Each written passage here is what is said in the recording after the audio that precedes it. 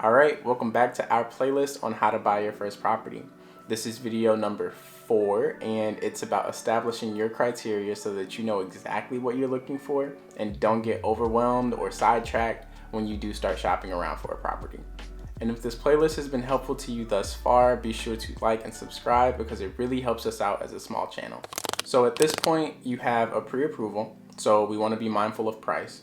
Obviously, we don't want to go over the amount that we've been pre-approved for, but we may also not even want to get close to it. So the first aspect of our deal is going to be finding the ideal numbers for you.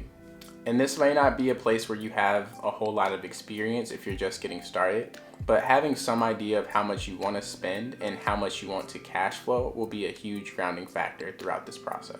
Listen, cash flow is key. If this property doesn't do anything else, you need to make sure it cash flows, and it cash flows the amount that you're comfortable with. If you're unfamiliar with the term, for our purposes at least, cash flow just means that you are making more money than you're losing on a monthly basis. So your rental income is larger than your mortgage and any expenses that you have, leaving you in the green at the end of the month. Second to cash flow is the purchase price. It needs to be within your pre-approval budget, but should also be inside of your own personal budget.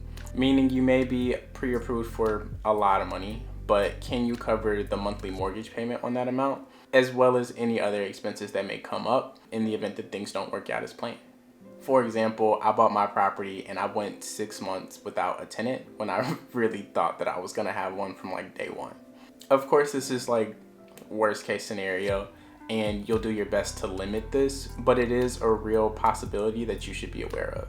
So for me, I knew things would be tight, so I picked up a part-time job that I also happen to enjoy, but I picked it up so that it would help compensate for the money that I was spending on my mortgage. So that's the numbers, that's number one.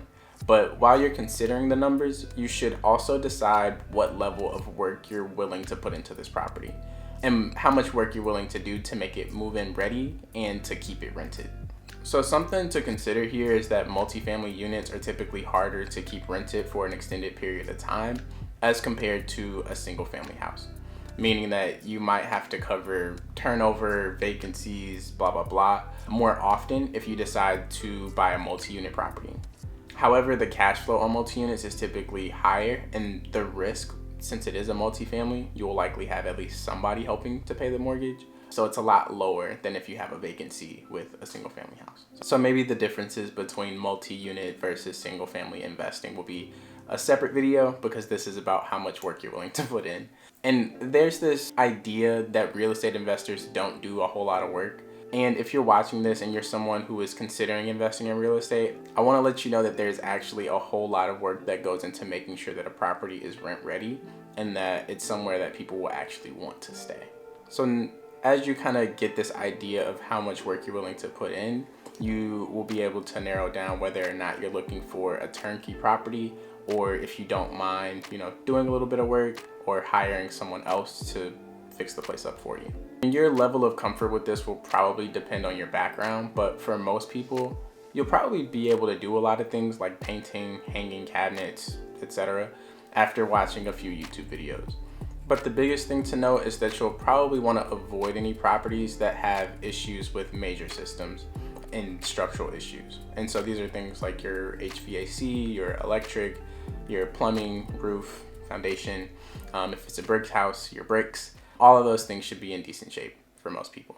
At this point, you know how much you want to spend, you know how much you're looking to cash flow, how many units you're comfortable with, and you know the level of work that you're willing to put in as well.